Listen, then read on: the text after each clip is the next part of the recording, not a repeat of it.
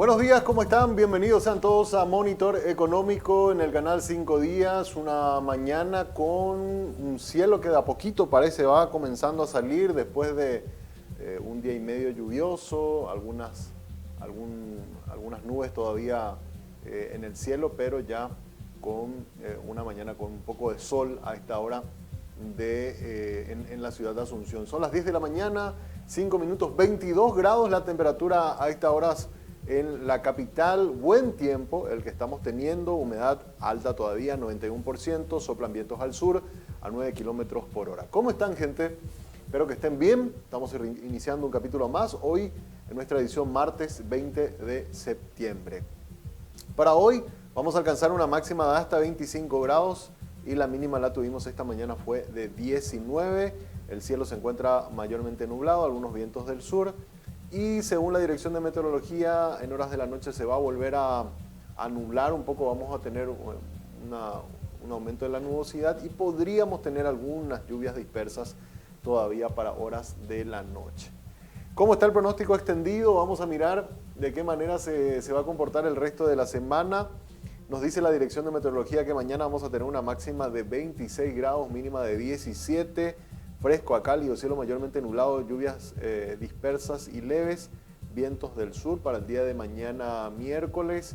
El jueves, fresco a cálido, cielo nublado a parcialmente nublado, vientos moderados del sur, máxima 23, mínima 10. Y el viernes, máxima 24 grados, mínima 11. Frío al amanecer, luego cálido por la tarde, cielo escasamente nublado, vientos del sureste. El sábado, máxima 25, mínima 14. Una jornada fría al amanecer, pero luego ya cálida por la tarde con cielo parcialmente nublado y vientos del sureste luego variables, dice el pronóstico extendido de la Dirección de Meteorología.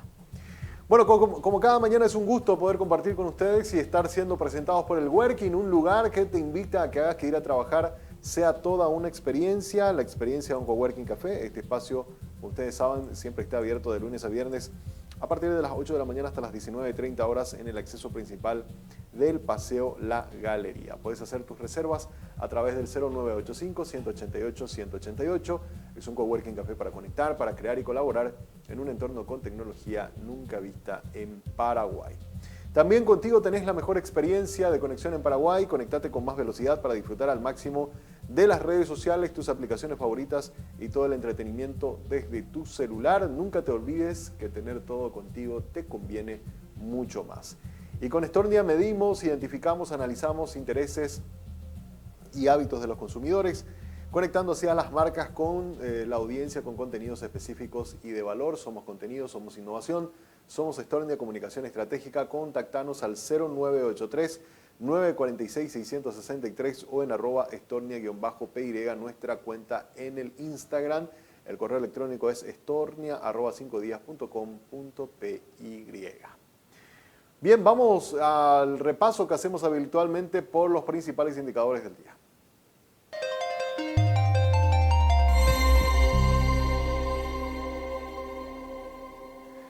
Muy bien, vamos a mirar cómo está la mesa de cambio en la jornada del día de hoy. Tenemos datos ya actualizados de la cotización de monedas. Podemos observar cómo está el dólar, está a 6.920 guaraníes en la compra, 7.000 en la venta. El real está a 1.290 guaraníes en la compra, 1.340 en su precio de venta. Peso argentino a 24 guaraníes en la compra, 30 guaraníes en la venta y el euro está a 6.850 guaraníes en la compra, 7.050 en su precio de venta.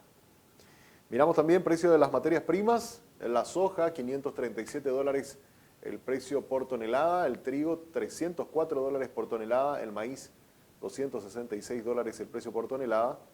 El heating oil en la importación de gasoil refinado, 3 dólares con 30 centavos el precio por galón. Y las naftas están a 628 dólares el precio por tonelada también. Son algunos de los números de cómo están los precios de los productos de las materias primas en el mercado internacional. Vamos a ver también ahora cómo está el mercado de valores. Tenemos algunos datos. Estos son instrumentos en bonos. Cadiem fue en el mes de agosto la casa de bolsa que tuvo la mayor cantidad de transacciones en bonos, tanto mercado primario y secundario, 419.730 millones de guaraníes, el total negociado. En segundo lugar aparece Itaú Inves, con un total de 264.257, también negocios en el primario y secundario. La Bolsa de Valores, mercado primario, emisión de bonos por 200.000 millones. Puente, Casa de Bolsa, aparece en tercer lugar con un volumen de operaciones de 128.251 millones, también operaciones en el primario y secundario.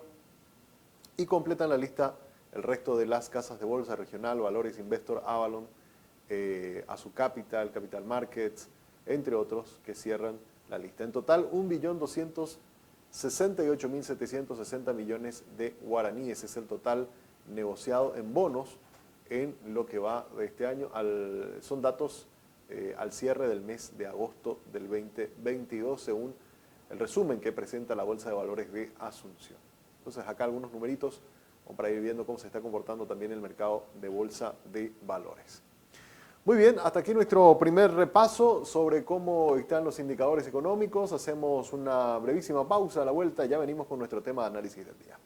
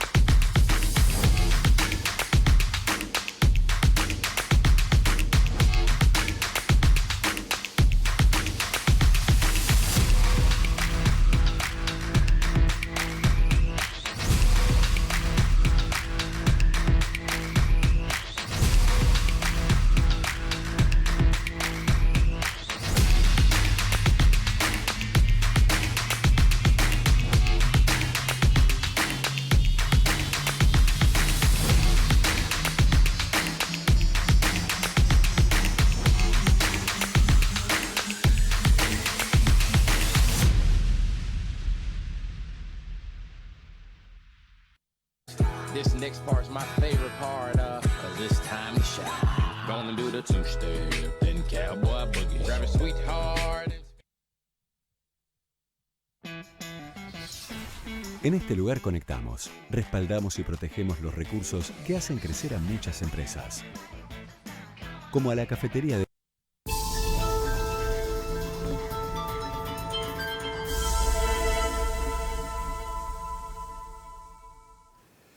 Muy bien, y seguimos con el Monitor Económico y es momento de ir a nuestra entrevista con agentes del sector económico. Y hoy queremos compartir con ustedes una entrevista que habíamos tenido en la semana con el ministro Llamosas para este espacio. Lo habíamos grabado porque no podíamos hacerlo en vivo, pero sí, hablamos bastante sobre el tema del presupuesto, sobre la designación de Carmen Marín como miembro del directorio del Banco Central. También hablamos un poco sobre estos créditos de corto plazo que ha solicitado el Ministerio de Hacienda en el plan de presupuesto 2023 al Congreso. Es un crédito de corto plazo que le solicita al Banco Central del Paraguay y el tema del pago de intereses también por ese tipo de créditos. Así que todos estos temas lo hemos conversado en la entrevista que hemos tenido con el ministro Óscar Llamosa. Estamos hablando del ministro de Hacienda, jefe también del equipo económico, con quien analizamos a profundidad todos estos temas. Vamos a la entrevista. Muy bien, en Monitor Económico, en este espacio que denominamos Diálogo con Agentes del Sector Económico, hoy tenemos el gusto de poder compartir aquí en nuestra oficina, en nuestra casa de 5 días, con el ministro de Hacienda, Óscar Llamosa, para hablar de diversos temas y obviamente estamos ya en pleno proceso de análisis de lo que va a ser el presupuesto general de la Nación, la gran ley que cada año tenemos que analizarla en el Congreso, que se genera mucho debate y que queremos tener algunos detalles para que él mismo nos pueda explicar. Ministro, muy buenos días, gracias por la visita, por venir aquí a nuestra casa, bienvenido. Muy buenos días, Samuel, muchas gracias. En primer lugar, quisiera saludarte a vos y a toda la teleaudiencia. Para mí es un gusto poder compartir contigo este espacio para hablar, como dijiste, de la principal ley económica del país que se discute y se aprueba para cada año. Así que un gusto de las órdenes. En una columna que escribía exclusivamente para 5 días, la directora de presupuesto, ella nos daba algunos datos que me parece importante poder apuntarlos, ministro, un presupuesto 2023 que está enfocado desde el punto de vista social, que termina también de cumplir con una serie de ajustes en materia salarial para cumplir con ese compromiso de los docentes, que bueno, se había como 4 años asumido un compromiso. Bueno, fue un proceso de ir de a poco poniendo esa base salarial para el sector docente, entre algunos puntos que se destacan en este proyecto que ya entró en el Congreso y que comenzó el debate. Asimismo, Samuel, en los primeros días del mes de septiembre hemos presentado ya al Congreso Nacional el anteproyecto de presupuesto para el año 2023. Es un presupuesto que se construye nuevamente en un escenario complejo, ¿verdad? Igual que en los años anteriores. Aún existen ciertas incertidumbres, tenemos el impacto sobre nuestra economía de la situación de climática, tenemos la guerra que aún no termina, así que hay todavía algunas incertidumbres que están en el ambiente, pero dentro de eso creemos que presentamos un presupuesto razonable, equilibrado, que tiene en cuenta las posibilidades de generación de ingresos del fisco a través de los impuestos, como así también de las capacidades de endeudamiento, ya en línea con ese plan de convergencia fiscal que también vamos ajustando nuevamente para el año que viene. Presentamos un presupuesto con un déficit del 2,3%, para este año tenemos una autorización de 3% y así ya esperemos que para el 2024 podamos volver a esa senda de unas finanzas públicas más sostenibles y en línea con nuestra ley de responsabilidad fiscal. El gran desafío que tuvimos, Samuel, para este presupuesto fue tratar de seguir atendiendo varias de las líneas de acción que viene llevando adelante el gobierno. Una de las es el sostenimiento del sistema sanitario, este sistema sanitario que a consecuencia de la pandemia se vio incrementado, pero hay una decisión del gobierno de sostener toda esa infraestructura física, como así también de capital humano tan necesario para nuestro país y que independientemente de esta coyuntura de pandemia, obviamente quede esa infraestructura instalada y pueda seguir atendiendo, dando respuestas a la ciudadanía. Por otro lado, también lo que hace a la educación, ¿verdad? Mencionaste el acuerdo o el compromiso que se había asumido en el año 2017 para que el año que viene, después de 20 años, los docentes puedan alcanzar ese salario básico profesional. Estamos hablando de un salario de 3.600.000 guaraníes aproximadamente por turno, es decir que un docente que cumpla funciones tanto a la mañana como a la tarde va a poder acceder a un salario de 7.200.000. Obviamente no es lo único que se requiere para que nuestro sistema pueda entregar servicios de mejor calidad a los estudiantes, a nuestros chicos, pero creo que es un paso importante y va a ayudar a ese fin. Y finalmente también todo lo relacionado a lo social, ¿verdad? El sostenimiento de los programas sociales tradicionales, ya después de la pandemia también donde se implementaron algunos programas extraordinarios. Eso pudimos ir disminuyendo con el correr del tiempo y ya desde este año y para el año que viene nuevamente seguir apostando exclusivamente a los programas tradicionales, ¿verdad? Tanto Tecoporá, que asiste a familias en situación de pobreza, como así también el de adultos mayores para aquellas personas mayores de edad que no han podido acceder a una jubilación. Y también la inversión pública que fue sumamente relevante en estos años como una medida anticíclica ante esta coyuntura económica complicada y que no solamente se mantiene para el año que viene en niveles en torno a los 1.000 millones de dólares, sino también que ayuda a ir cerrando esas brechas que tiene nuestro país en materia de infraestructura, que tanto se necesita para dar una mejor competitividad a nuestros productos, como así también una mayor conectividad. Entonces esos son los principales ejes. También hay un poco de fortalecimiento de recursos para algunos órganos de seguridad también, porque una de las líneas de acción de este gobierno es la lucha contra el crimen organizado. Obviamente eso necesita también de fortalecimiento y de recursos para cumplir esos fines, ¿verdad? Así que creemos que es un presupuesto relativamente equilibrado y que va dirigido a estas estrategias. Obviamente hubieron muchísimas cuestiones que quedaron fuera, ¿verdad? Nosotros recibimos durante este periodo de consolidación del presupuesto pedidos adicionales por más de 3.000 millones de dólares. Y eso claramente es imposible, dado que la capacidad de ingresos adicionales que estimamos para el año que viene está en torno a 450 millones de dólares de ingresos tributarios. Estimamos un crecimiento del 9% con relación a la estimación de cierre de este año. Y por otro lado, también en línea ya con esta reducción del déficit fiscal, también las posibilidades de endeudamiento se han reducido con relación a las autorizaciones que tenemos para este año. Así que claramente fue imposible poder incorporar todas esas necesidades que seguramente son justas y necesarias, pero no tuvimos el espacio suficiente para incorporarlas dentro del presupuesto. Y ahí quiero empezar a entrar en algunos detalles un poco, porque hablaste de 3.000 millones más o menos, es lo que ustedes estiman en pedidos que recibieron. En un año político es bastante difícil sostener un presupuesto que normalmente siempre termina siendo ajustado, con algunas cuestiones que están un poco fuera de línea de financiamiento. ¿Cómo lo van a trabajar este año a nivel político también, que hay que hacer un trabajo importante, sobre todo en un año electoral, ministro? En primer lugar, Samuel, yo creo que es importante que se entienda la coyuntura en la cual estamos. Como te decía, estamos en una coyuntura especial económica por toda esta situación que ya todos sabemos, política también, porque obviamente estamos en un año ya de elecciones de las internas de los partidos políticos, y este presupuesto que finalmente se pueda aprobar para el año que viene va a ser ejecutado en parte por este gobierno y en otra por el gobierno entrante, ¿verdad? Así que es sumamente importante que este presupuesto sea lo más equilibrado posible, de manera que esa transición de gobierno también se dé de una manera ordenada, y por otro lado también para acompañar este proceso de crecimiento de nuestra economía, como así también de vuelta a niveles de finanzas públicas mucho más sostenibles. Mucho estuvimos hablando en estos días con el gran evento que se hizo aquí en Paraguay, de Paraguay Invest, que realmente aglutinó a inversores de todas partes del mundo, y creo que un factor común y que todos resaltaban era esa solidez macroeconómica que tiene nuestro país, que es uno de los factores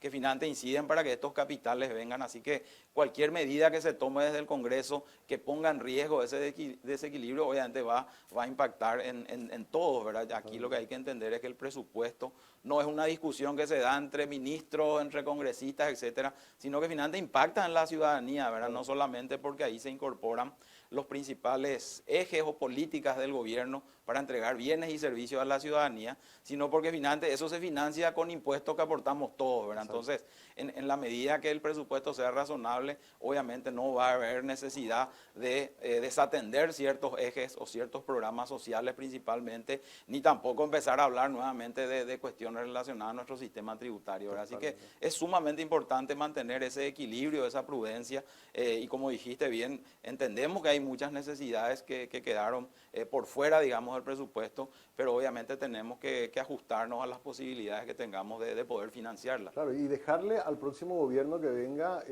un presupuesto manejable sin que tengan que comenzar a pagar incendios.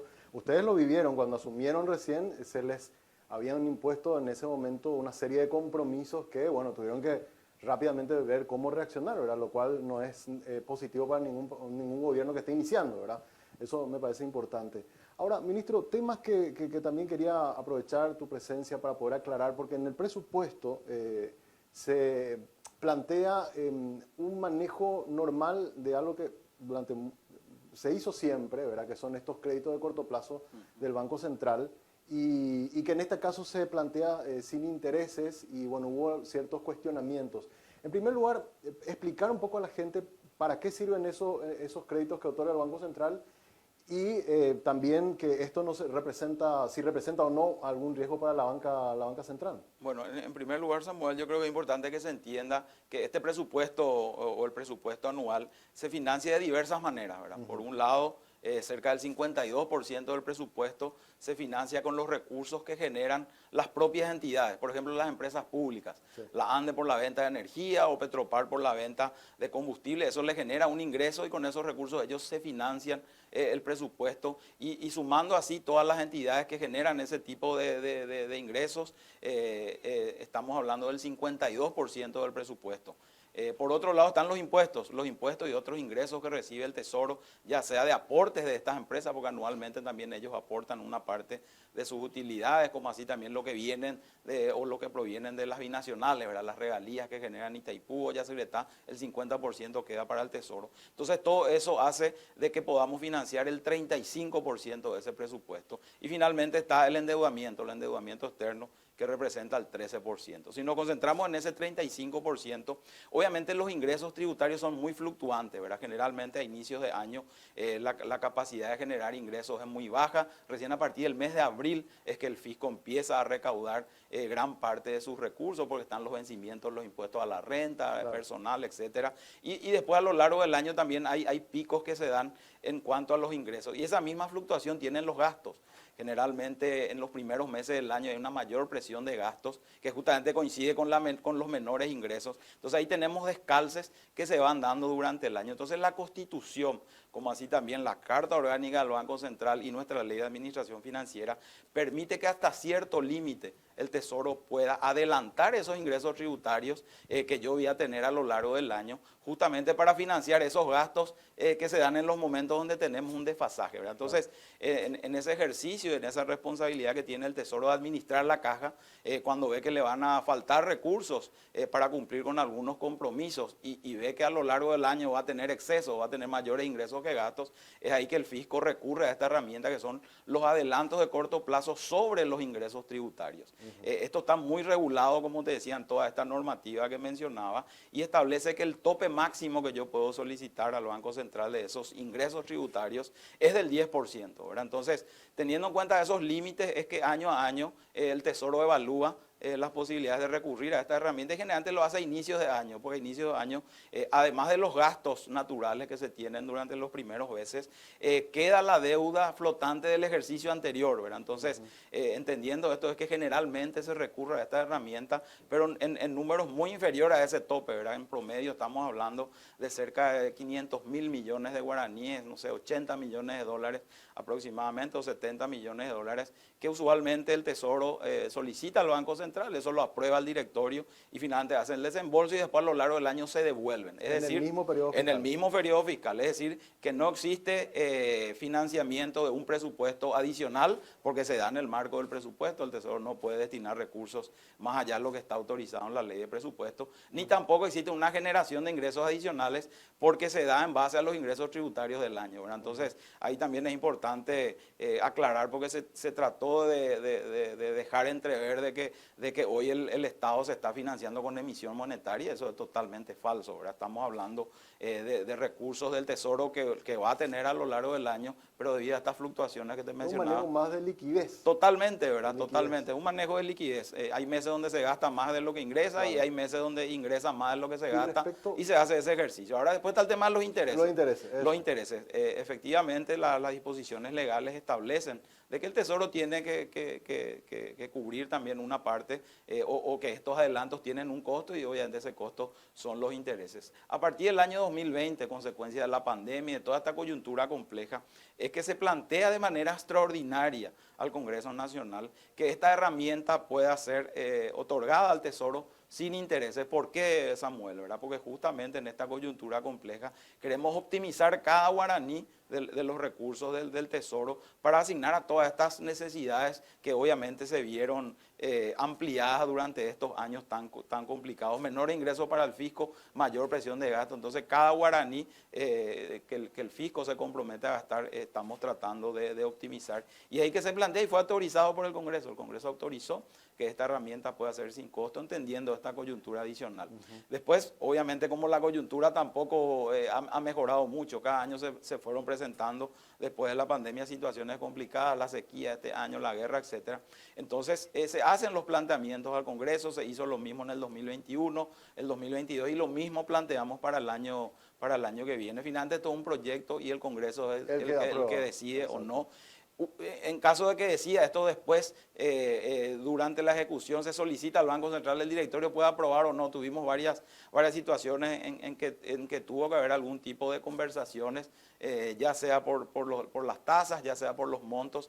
Así que para mí que el tema de los intereses es una cuestión que puede pasar a segundo plano, ¿verdad? Uno, porque los montos no son muchos, 500.000 millones de guaraníes, no creo que pongan en juego la estabilidad macroeconómica. ¿Qué tasas se aplican normalmente? Y son tasas variables, ¿verdad? La ley lo que establece es que como mínimo tiene que ser el promedio de las tasas pasivas de los 12 meses, ¿verdad? Entonces, dependiendo de la coyuntura de tasas, llegamos a pagar tasas del 2%, 2,5%. Hoy, obviamente, esas tasas están muy por encima de eso. Es por eso que este año también el fisco tomó la decisión de no recurrir a esa herramienta. Este año el fisco no prestó ni un solo guaraní del Banco Central ni lo va a hacer conforme a las estimaciones que tenemos para el cierre del año, ¿verdad? Así que lo de los intereses, como te decía, es una cuestión excepcional que se planteó en su momento y que la idea del fisco obviamente es poder sostenerlo, pero si el Congreso decide que no, obviamente tampoco va a generar complejidades ahí al quería Tesoro. apuntar algo importante, ministro. O sea, a ver, el Ministerio de Hacienda tiene la potestad de solicitar, ¿verdad? Pero obviamente eso después al final queda a criterio del Congreso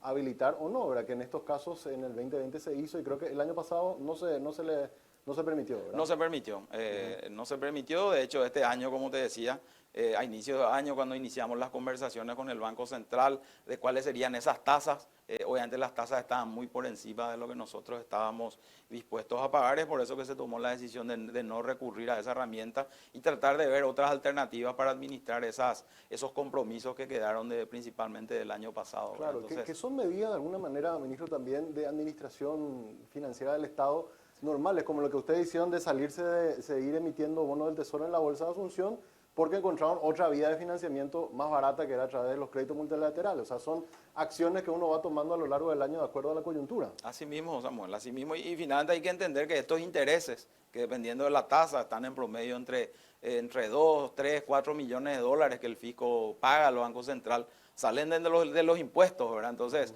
no es un recurso que tiene Hacienda y que no quiere pagar nomás, ¿verdad? Es, como te decía, tratar de hacer el mejor uso de esos recursos tributarios que tiene el fisco y en vez de pagar intereses de manera extraordinaria, se planteaba redireccionar esos recursos para atender otras necesidades. Dada esta coyuntura complicada, ¿verdad? No se pide ningún tipo de excepción en cuanto a los topes, ni ningún otro tipo de tratamiento diferenciado conforme a lo que está en la normativa vigente. Ese crédito de corto plazo también a ustedes le ayuda a mantenerse también, a cumplir con ciertos compromisos con sus proveedores en tiempo y forma, ¿verdad? Al tener esa liquidez al inicio del año, también les ayuda a ustedes a no retrasarse también en desembolsos a algunas entidades que hace rato están esperando también pagar a sus proveedores. Así mismo, generalmente las mayores presiones a inicio de cada año ejerce la deuda que quedó del ejercicio anterior. Esa es la flotante. La deuda flotante que por ley nosotros tenemos la obligación de cancelarla hasta el 28 de febrero de ese año, ¿verdad? Es ahí, como te decía, que haciendo ese análisis de caja donde vemos que los ingresos tributarios de enero y febrero de cada año no son suficientes para cubrir los gastos de funcionamiento normales de esos meses, más esa deuda flotante que cae del año anterior, es que se recurre a esta herramienta, ¿verdad? Entonces, básicamente es para eso, es para tratar de suavizar el consumo del Estado, digamos, teniendo en cuenta las fluctuaciones que tienen los ingresos a lo largo del año, ¿verdad? Bueno, tema polémico, uno ya aclarado entonces, y quería aprovechar lo otro también, ¿verdad? Algo que se habló mucho, lo de la designación. Usted es la persona que lidera el equipo económico, ¿verdad? Y bueno, quería saber un poco lo de la postulación de Marín, ¿verdad? De Carmen Marín como miembro del directorio. La ley, por lo menos por lo que nosotros pudimos ver, no estipula que tenga que salir del Banco Central o de la STP o de alguna otra entidad, sino da una serie de perfiles que tiene que tener técnico y a partir de ahí es potestad del presidente el proponer al Congreso, ¿verdad? En este caso, ¿cómo fue el proceso de selección para que se elija a Marín como candidata a ser miembro del directorio? Y es exactamente eso que mencionaba Samuel. Obviamente siempre se tiene en cuenta la capacidad profesional, la capacidad personal del candidato, como así también la experiencia que tiene dentro de la función pública en los distintos sectores que hacen al trabajo que desempeña esa persona. Y nosotros creemos que Carmen cumple de manera sobrada con todos estos requisitos. Es una excelente profesional, es economista, tiene una maestría en finanzas por la Universidad Católica de Chile. Dentro del Ministerio de Hacienda o dentro de la función pública ha cumplido destacada labor en cada uno de los cargos que le tocó, ya sea como directora de estudios económicos, después fue viceministra de Economía y hoy es ministra de la Unidad de Gestión de la Presidencia. Y ella ha, como te decía, realizado una excelente gestión y obviamente eso fue lo que se tuvo en cuenta para finalmente proponer al Congreso Nacional. El Congreso también tiene que dar su aprobación para que ella pueda ocupar un puesto dentro del directorio del Banco Central del Paraguay, ¿verdad? Entonces, aquí yo creo que se están mezclando un poco las cuestiones, ¿verdad? Si uno mira el directorio del Banco Central, hoy tiene a 2 exfuncionarios del Banco Central, porque mucho se decía que ya es el momento que alguien del Banco Central ocupe el directorio. Tanto el presidente José Cantero como uno de los miembros del doctor Filártiga fueron funcionarios del Banco Central y hoy están ocupando el directorio. Entonces siempre es importante también tener cierta heterogeneidad dentro de los directorios y eso es lo que se busca. Como decía Carmen, al estar en la Subsecretaría de Economía, ha tenido relación directa con todas las entidades financieras públicas, así que ella es conocedora también del ámbito de aplicación o del ámbito de relevancia que tiene el Banco Central, ¿verdad? Y en estos casos, ministro, ¿cómo surge la propuesta para que el presidente proponga? Él recibe una serie de propuestas que hace el equipo económico y a partir de ahí él decide quién toma. Exacto, así funciona. Generalmente se le presentan varias alternativas al presidente, como te decía, que cumplan obviamente con estos perfiles que se buscan y finalmente es el presidente el que toma la decisión, pero como te decía, tiene todo el pleno apoyo del Ministerio de Hacienda y de todo el equipo económico de que ella va a cumplir una excelente función, ¿verdad? Ella no va en representación del Ministerio de Hacienda, circunstancialmente, tanto a ella como a mí, hoy nos toca estar en el Ministerio de Hacienda, pero no por eso quiere decir que no podamos ocupar otro cargo de relevancia en otra entidad que tenga un fin distinto al del Ministerio de Hacienda. De hecho, el trabajo que se ha hecho con el Banco Central y creo que quedó a la vista en la pandemia y toda esa coordinación que se viene llevando adelante de la política monetaria y la política fiscal, creo que ha funcionado de manera perfecta, independientemente de las personas que circunstancialmente estemos hoy en los cargos de decisión, ¿verdad? Así que, obviamente, con esta designación de Carmen, lo que se busca es continuar con ese buen relacionamiento y de ninguna manera es ninguna intervención ni ningún tipo de cuestiones por el estilo del Ministerio de Hacienda sobre el Banco Central, ¿verdad? Entonces, yo creo que ella va a cumplir una excelente función y va a ayudar al fortalecimiento también de esa coordinación entre la política fiscal y la política monetaria que es tan necesaria, ¿verdad? De hecho, yo lo comentaba en redes sociales y también incluso acá en la entrevista que tuve con Beltrán Maki, que es presidente de la SOAN, que ellos dijeron, para nosotros es irrelevante de dónde haya hecho su carrera, ¿verdad? Porque siempre que tenga el perfil técnico, ¿verdad? Y que entienda el negocio. Hay personas que estaban en el Ministerio de Hacienda, que fueron al Banco Central, hay funcionarios también que eran de Banco Central y terminaron cumpliendo funciones en el Ministerio de Hacienda, en la STP, hay ex directores del Banco Central que están como viceministro de Administración Financiera en el MOPC, o sea, es un movimiento normal de los talentos que tiene el Estado. Exacto, ¿verdad? Finalmente lo que se busca es aprovechar eso, todos los talentos del Estado y del país, ¿verdad? Porque finalmente estos directorios también reúnen a gente excelente del sector privado, ¿verdad? Si miramos los últimos 5 ministros de Hacienda, 3 vinieron del Banco Central y nadie se enojó dentro del Ministerio de Hacienda, ni siquiera se dejó entrever de que era una intervención de la política monetaria sobre la política fiscal, sino lo que se busca es justamente aprovechar toda esa experiencia que puedan tener los distintos funcionarios públicos que hoy ocupan cargos de relevancia y asignarle tareas o funciones donde se crea que van a cumplir una excelente función, ¿verdad? Ahora, volviendo al presupuesto, ministro, dos temas. Uno, ¿cómo hacer para seguir teniendo este ritmo de 1.000 millones? Hablaste de inversión pública, que es tan importante, con un nivel de endeudamiento que está más o menos en 35% del PIB. El otro día hablaba con la viceministra de la STP, ella nos decían que están afianzando mucho el diseño de seguir explorando las APP y otros modelos para que no la presión esté mucho sobre el fisco, sino que también haya ya proyectos compartidos con el sector privado. Y en eso que usted mencionaba, de un déficit, que ojalá en el 2024 podamos llegar ya dentro de la regla fiscal, ¿cómo se está trabajando para alcanzar al 2024, siguiendo el ritmo de inversión, pero con ese 1.5% que queremos alcanzar? Bueno, lo primero que hay que hacer es generar los espacios dentro del propio presupuesto. Por ejemplo, al mes de agosto, nosotros cerramos con un déficit acumulado de 1,2%, sí, pero la inversión pública está en 1,6%. Entonces, ¿cómo se financia esa diferencia? Exacto. O cómo se da ese espacio? Es con superávit operativo, ¿verdad? Hoy el Estado al mes de agosto tiene un superávit operativo, es decir, que sus ingresos están por encima de sus gastos de operación, ¿verdad? Entonces, ese es un primer punto, tratar de mantener o generar esos espacios dentro de los presupuestos para que la inversión pública siga manteniéndose en esos niveles que mencionaba, a pesar de que el déficit tenga que ir reduciendo hasta llegar al 1,5. Ahora, por otro lado, de manera a complementar esos 1.000 millones o un poco más por año que el Estado está destinando y principalmente la Administración Central, porque si le sumamos a las otras entidades, a las empresas públicas, ANDE, etcétera, ese monto llega a los 1.400 millones aproximadamente. Pero si nos centramos exclusivamente en la Administración Central, ¿cómo podemos sostener? Justamente avanzando en otras herramientas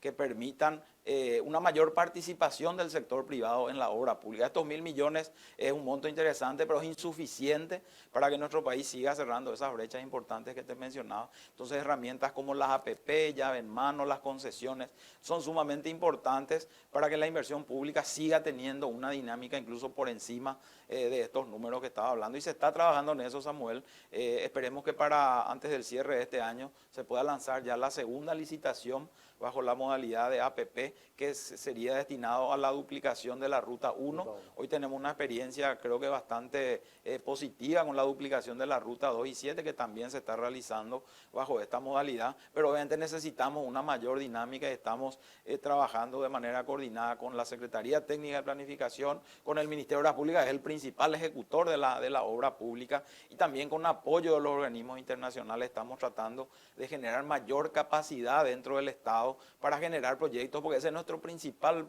cuello de botella, ¿verdad? Cuando viene un inversor y te dice, yo tengo dinero para financiar obra pública, pero mostrame el proyecto y no están los proyectos, ¿verdad? Cuesta mucho desarrollar proyectos, entonces estamos en un trabajo arduo con apoyo de los multilaterales de generar justamente esas capacidades y podamos generar todos estos estudios de prefactibilidad, factibilidad. Entonces, cuando venga un inversor o un fondo a decir, no tenemos este dinero, nosotros presentarle una lista ya de proyectos, ¿verdad?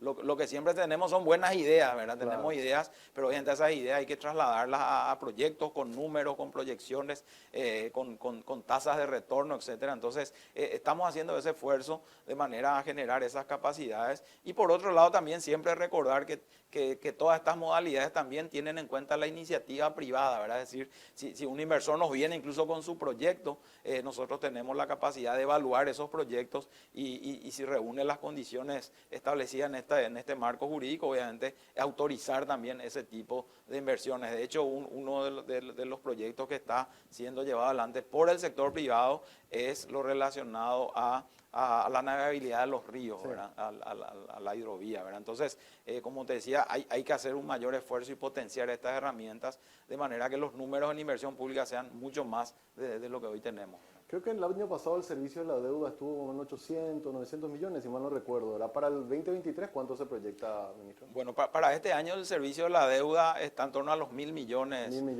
de dólares aproximadamente, 600 millones para el pago de intereses y 400 millones para el pago de capital que vence en el año. Siempre hago esta diferenciación porque ambos se financian de manera distinta, ¿verdad? Los intereses se financian de impuestos. Sin embargo, el capital, nosotros a través de la ley de administración de pasivos y otras herramientas, la podemos financiar con toma de nueva deuda, ¿verdad? Es decir, buscando mejores condiciones en cuanto a tasas, buscando mejores condiciones en cuanto a plazos, es que podemos hacer ese cambio de deuda sin que esto impacte en el stock de la deuda. Eso es importante porque eso está dentro de esos números que te decía de financiamiento del presupuesto y no todo eso va al indicador de deuda sobre PIB, ¿verdad? Para el año que viene hay un pequeño crecimiento en ambos indicadores, ¿verdad? Por un lado, en torno a 30, 40 millones de dólares adicionales para el pago de intereses, o sea, iríamos a 630, 640 aproximadamente, y también para capital, ¿verdad? Para capital estaría en torno a los 410, 420 millones de dólares. Todo esto nosotros creemos que está todavía dentro de niveles sostenibles y razonables y está acorde a nuestra capacidad de pago, pero estamos ya muy cerca de los límites, ¿verdad? Nosotros hemos planteado en una ley también que presentamos hace unos años, ya en el año 2020, a finales del año 2020, ya atendiendo esta coyuntura complicada de la pandemia y el impacto sobre las finanzas públicas, una nueva ley de responsabilidad fiscal donde mantenemos las reglas vigentes, la del déficit máximo, incluso acortamos mucho más la del crecimiento del gasto corriente, que hoy permite un crecimiento real del 4%, nosotros la bajamos a 2% real e incorporamos la regla del tope a la deuda, ¿verdad? Y este tope nosotros creemos que en base a los estudios que tenemos, que es acompañado también por estudios de otros organismos internacionales, está en torno al 40% del Producto Interno Bruto. Eso está en la ley, hoy estamos en 35%, y después de ese gran salto que tuvimos en pandemia, cerca de 11 puntos, nuestra deuda está prácticamente planchada, ¿verdad? Entonces es el trabajo también que no es fácil, porque a nosotros nos ocurre algo simpático, ¿verdad? Antes siempre recibíamos cuestionamientos en cuanto a los proyectos que enviamos al Congreso para financiar ciertos proyectos puntuales, y ahora nos están pidiendo que enviemos más proyectos, ¿verdad?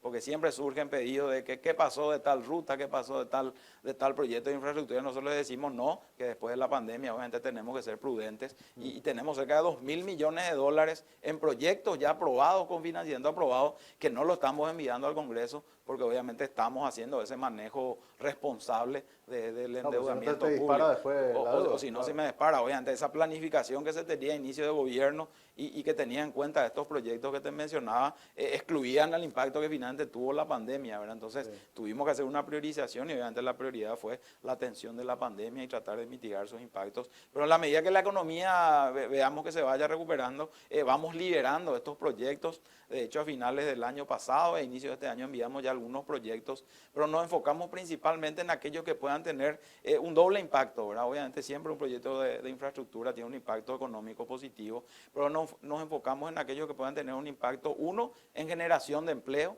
y otro también en un impacto adicional. Enviamos 3 proyectos que están relacionados a agua y saneamiento, ¿verdad? Uno para la ciudad de Asunción, que va a permitir ya que todo ese residuo cloacal que se generan en los hogares vaya directamente al río y finalmente le terminemos enfermando a nuestros chicos, a nuestra ciudadanía.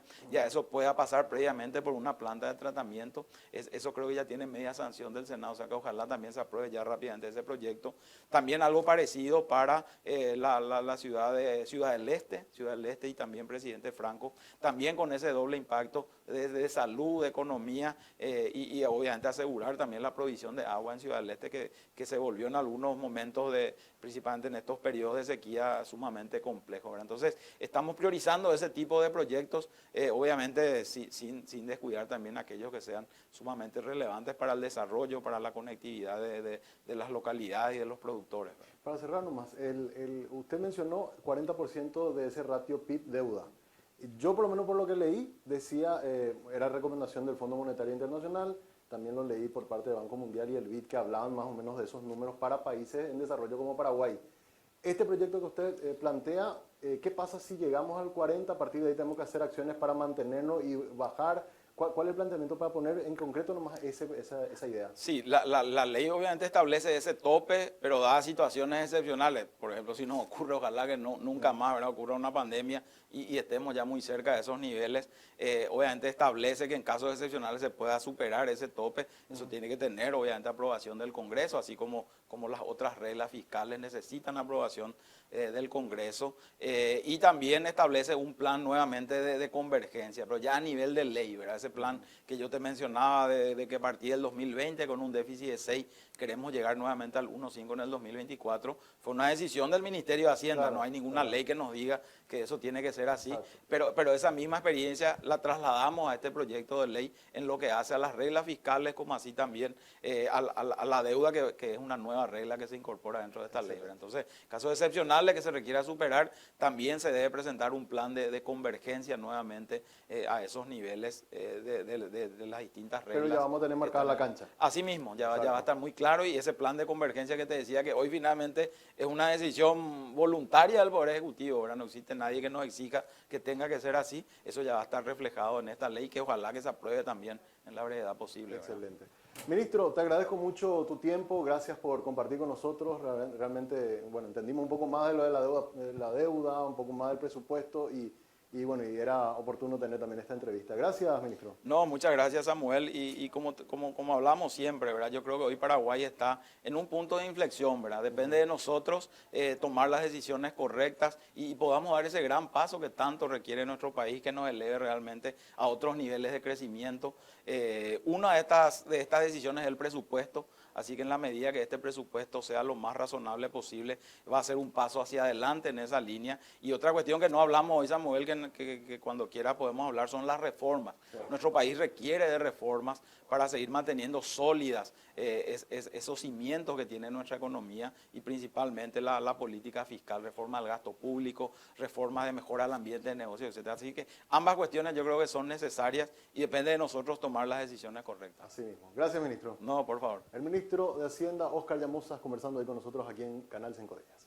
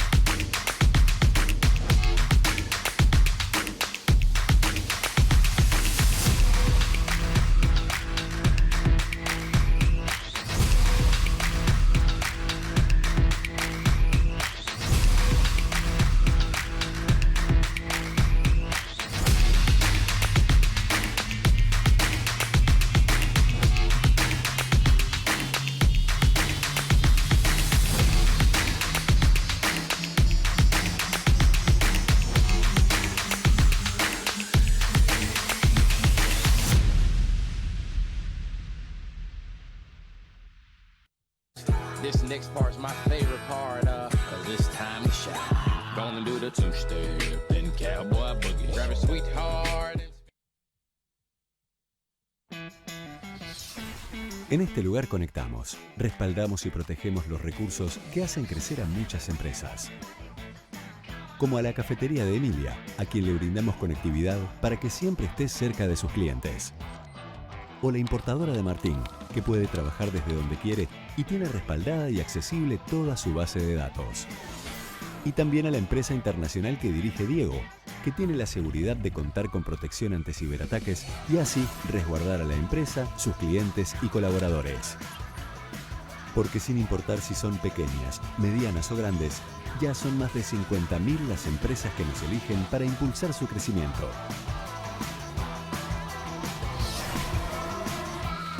Tigo Business. Conexiones que impulsan. El dinero que quieras, al plazo que quieras, para todo lo que necesitas.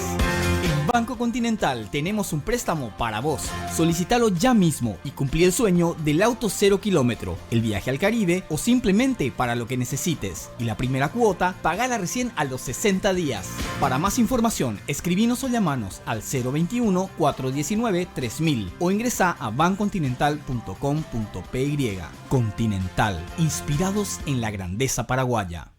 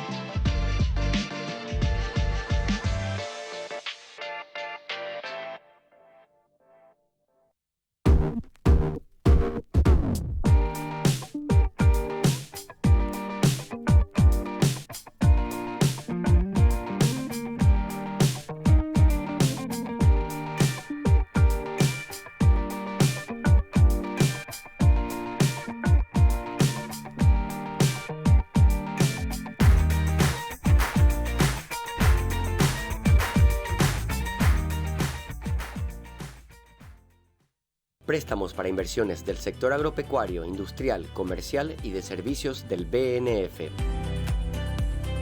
Hasta 10 años de plazo con 2 años de gracia para adquisición de maquinarias, implementos y accesorios. Obras de infraestructura y adquisición de animales para cría. Así como para adquisición de inmuebles para desarrollo de actividades productivas. BNF. En Paraguay nos conocemos todos, si no preguntale a los Benítez, que hoy tienen descuento en la barbería. Cuando uno está viendo su deporte favorito en Flow, el otro ve la repetición de la F1 en el cel, mientras otros juegan en línea con la fibra óptica más rápida del país. Nos conocemos todos y ahora estamos mucho más conectados. Conexión adentro, conexión afuera, conexión total.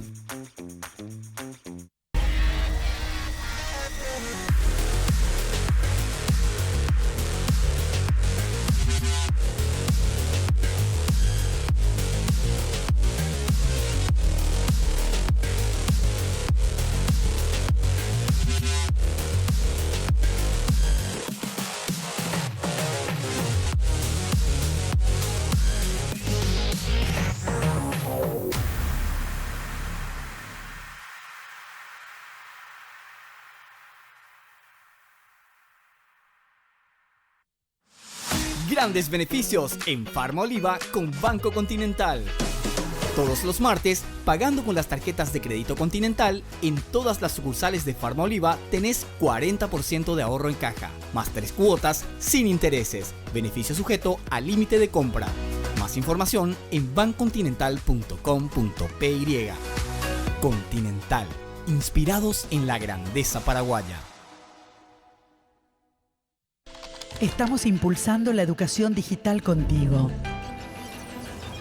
En un mundo cada vez más conectado, buscamos contribuir con la calidad educativa de nuestros niños, niñas y jóvenes, dando acceso a un mundo de oportunidades a través de la tecnología, promoviendo el uso responsable y seguro de Internet y las redes sociales, trabajando para que nuestros maestros adquieran nuevas capacidades y que mediante la tecnología enriquezcan sus clases.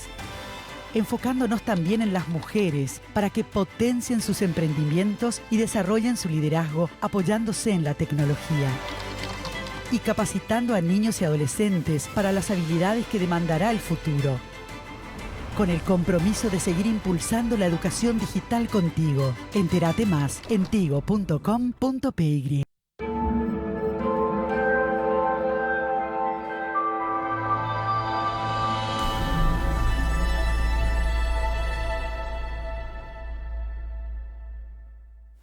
Muy bien, seguimos en Monitor Económico. Vamos ahora rápidamente a nuestro monitor global para ir mirando algunos números, a ver si nos pueden compartir también los compañeros.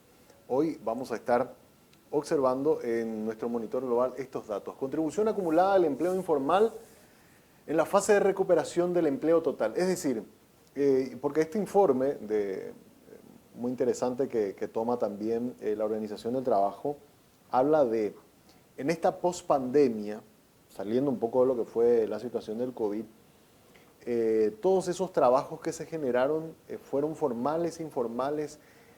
¿Cuál es el sector que más contribuyó? Y fíjense que obviamente la mayor contribución vino por el lado del sector informal, es decir, actividades informales que de alguna manera le ayudaron a los ciudadanos de estos países a tratar de superar esta situación de crisis económica. Ahora, el gran dato que podemos ver es que Paraguay, casi un 83% de toda la contribución de la recuperación de la actividad económica vino por el lado de la actividad de trabajo informal. Fíjense ustedes cómo las barras de Paraguay, estos son todos barras de tasa de informalidad, son más altas que el resto de los países. Y están comparando con Argentina, Brasil, Costa Rica, Chile, México y Perú, ¿verdad? Históricamente siempre Paraguay y Perú eran los que tenían las tasas más altas. Acá vemos, por ejemplo, del lado de Argentina, cómo hubo un crecimiento casi al 100% de informalidad, y luego eso fue bajando, ¿verdad? El último dato, si ustedes miran todas estas barras, son las barritas en color verde. En el caso de Paraguay, sigue todavía la tasa de informalidad por más del 80%. Argentina está ahí cerca nomás también, cercano al 80%, entre 76 y 77%, pero Paraguay mantiene todavía la tasa más alta. Los que tienen niveles de informalidad de alguna manera más bajos son Brasil, que está un poco por sobre el 50%, al igual que Chile, que está un poco por debajo del 50%. El resto de los países todos superan el 50% de tasa de informalidad en lo que es la actividad económica. Muy bien, antes de ir cerrando, te recordamos que estamos siendo presentados por el Working, un lugar que te invita a que hagas que ir a trabajar sea toda una experiencia, la experiencia de un Coworking Café. Este espacio está abierto de lunes a viernes a partir de las 8 de la mañana hasta las 19:30 horas en el Paseo La Galería. Puedes hacer tus reservas a través del 0984-188-188. Es un Coworking Café para conectar, para crear y colaborar en un entorno con tecnología nunca vista en Paraguay. También contigo tenés la mejor experiencia de conexión de Paraguay. Conectate con más velocidad para disfrutar al máximo de las redes sociales, tus aplicaciones favoritas y todo el entretenimiento desde tu celular. Nunca te olvides que te conviene tener todo contigo. Y por último, te recordamos que con Stornia medimos, identificamos, analizamos los intereses de los consumidores y conectamos hacia las marcas con contenidos específicos y de valor. Somos contenidos, somos innovación, somos Stornia, comunicación estratégica. Contactanos al 0983-946-663 o seguirnos en el Instagram en @Stornia_PY. En el ¿Sabías qué? Para poner punto final al programa de hoy, nos vamos con este video que nos habla un poco sobre qué es la economía en términos muy sencillos. Hacemos siempre este bloque de educación económica y financiera y con eso ponemos punto final a Monitor Económico. Que tengan un buen resto de jornada.